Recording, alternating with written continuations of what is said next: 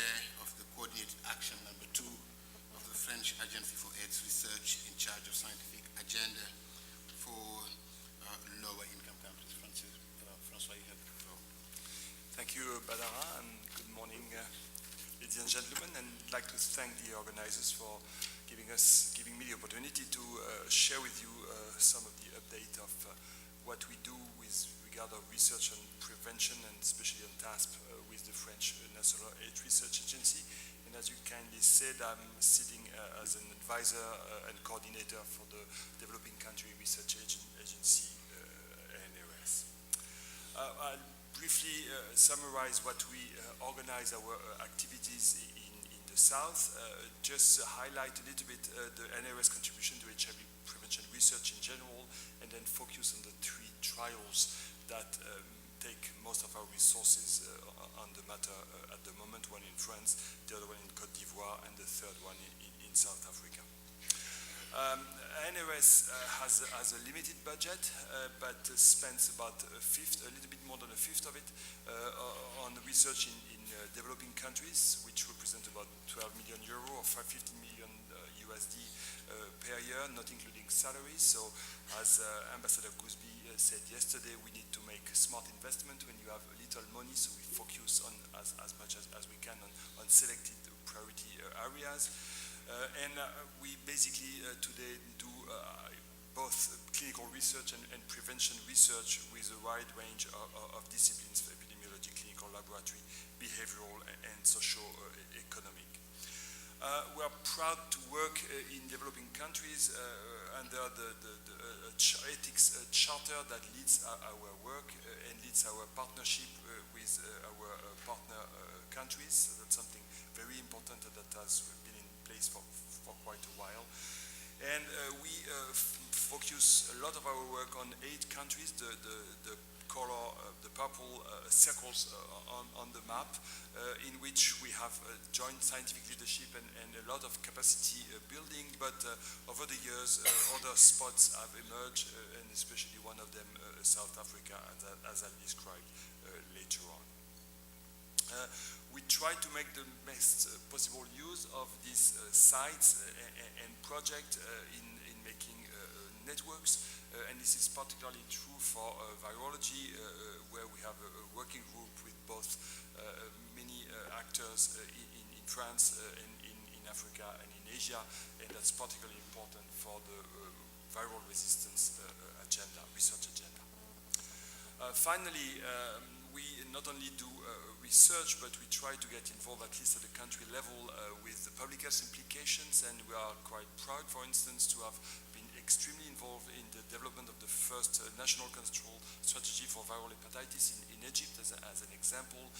But many of us also are quite often asked to sit and participate to panels at WHO, UNICEF, and UNAIDS, of course. Let me explain to you what I mean by the ANRS alphabet of prevention. This is not a comprehensive alphabet of HIV prevention, but this is where we focus in one way or the other. On medical male circumcision, we are finishing a large-scale impact work study in South Africa. On counseling and testing, we just completed and published a large randomized trial, international randomized trial on couple counseling. On harm reduction, there is some new work starting in Vietnam. Many of you know the long-lasting efforts we did on prevention of mother-to-child transmission and of course on vaccine. But today I will focus a little bit on pre-exposure prophylaxis and the use of antiretroviral treatment. So PrEP has been our primary interest in France in the format of one project called Hypergay, and I'm happy that on Thursday, I guess, PrEP is also on the agenda of this meeting. I will not go back to the rationale of why PrEP, but give you some context with the results of a survey performed in France last year, in which a large sample of gay men many of them had heard about PrEP, but 50 of them were ready to use if efficacy would be greater than 90%, and that clearly there was a preference for on-demand PrEP rather than daily PrEP. So this is in this special context that the study design of IPRG was put together, and it's an on-demand effectiveness randomized placebo-controlled trial on a high-risk MSM, randomized into two groups, full prevention services plus TDF FTC before and after sex versus full prevention services and placebo. And the primary endpoint being HIV infection. The estimated sample size is about 2,000. It's a work in progress. A lot of gay community involvement in this project. The pilot phase is starting in 3 sites in France, and if not today, very soon in Quebec. And the intent is to look at feasibility. Randomization has started more than 15 months ago now. And to the best of our knowledge, or to my knowledge, IPRG is the only on-demand PrEP efficacy trial at this stage. However, we do not know whether we will do the full trial, as funding is becoming a critical challenge for full implementation of this trial.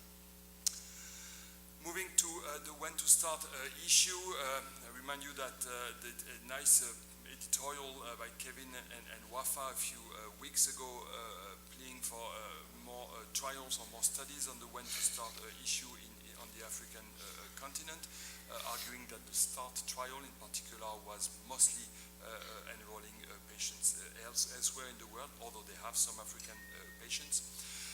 ANRS has such a trial. It's called the Temprano trial. It looks like early initiation of ART and or NIH prophylaxis and the impact on clinical outcomes. It includes patients with a relatively wide range of CD4. I know CD4 is no longer interesting, but still, in this case, that's worth so it's between 350 and 800. You have 4 groups. It's a factorial design. The first 2 groups are ARV according to WHO criteria. The other ones are immediate ART initiation, and it's plus or minus INH 6 months prophylaxis.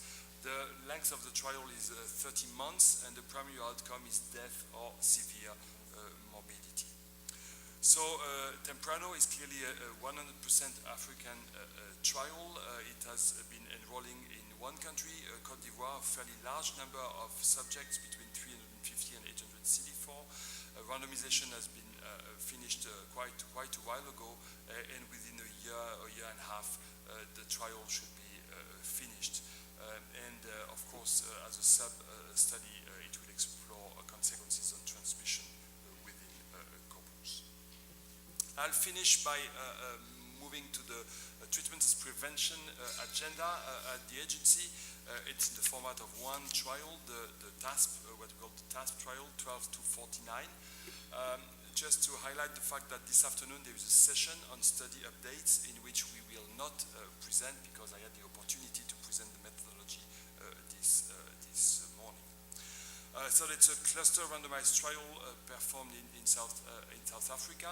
It's a joint venture of the Africa Center for Health and Population Studies and my institution in France, in Bordeaux, as leaders, together with ANRS and a group of partners. And I'll just highlight a few elements of the protocol at this stage. The protocol was developed since September 2009, approved in 2010, and it's a phased approach project in which we have a pilot phase of 2 years, 2.5 years, starting mid-2011 and going to the end of 2013. And we really are focusing on acceptability or feasibility of this intervention at both individual and community levels, which for us remain unknowns parameters at this stage. But in this phased approach, there will be an expansion phase in 2014, 15, and possibly 16. I am one of the co-PIs with Marie-Louise Newell. The 2 coordinators are here in this room, and Bernard Hirschel, who was one of the key leaders in the early days of TASP, has accepted to be the chair of our scientific advisory board. Patrick Kenny is the chair of the AIDS control program in France, and is the chair of our DSLB. The drugs will be provided by Merck for this trial. And we have assembled both in South Africa, in France, and elsewhere, sort of a multidisciplinary team because we feel, especially in the first phase, that we need to look at several aspects to really fully address feasibility and acceptability. So the overall primary objective of the trial is to directly estimate the effect of ART when it's initiated immediately after the diagnosis of infection and irrespective of CD4 criteria, and to look at this effect at the general population level in this setting. And clearly in this first phase, in which we are in progress at the moment, we are really focusing on acceptability and feasibility, as I said earlier, but we want also to validate and update the parameters of the model that we have used to estimate the sample size and HIV incidence. We are fortunate to work in a community and in a population in which there was fairly good documentation to begin with, but however, all of this will be updated as we progress in the trial. So the trial has two components. The component one is the prevention and testing strategy that applies to both arms. In addition to the usual activities that have been taking place there, including also recent ones such as circumcision services, we do intensive home-based, regular home-based HIV testing with a 6-month round to begin with, then repeated 4 months rounds in these community to offer testing and subsequent services at home level. The component number 2 divides into the control arm and the intervention arm. In the control arm, the ART is offered according to national guidelines, and at the moment these are listed here. It may change in South Africa, but we will adapt accordingly.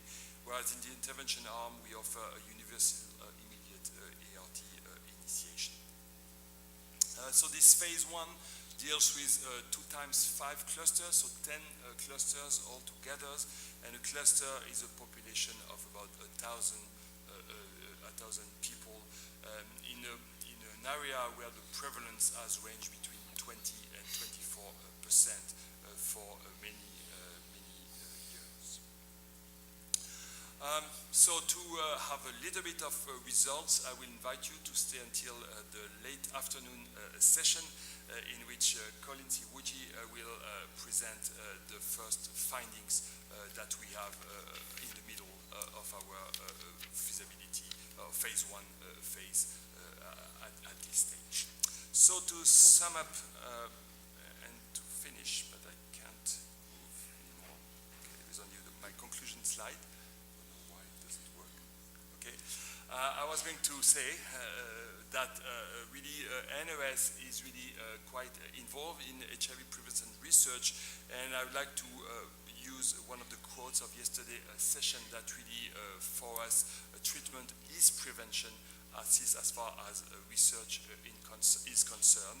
We really welcome the workshop organizers and Julio in particular for designing such a place for sharing information, exchanging information, and that as more research is ongoing, we probably need more and more of these type of venues to exchange our experience and to improve partnerships between researchers and between agencies.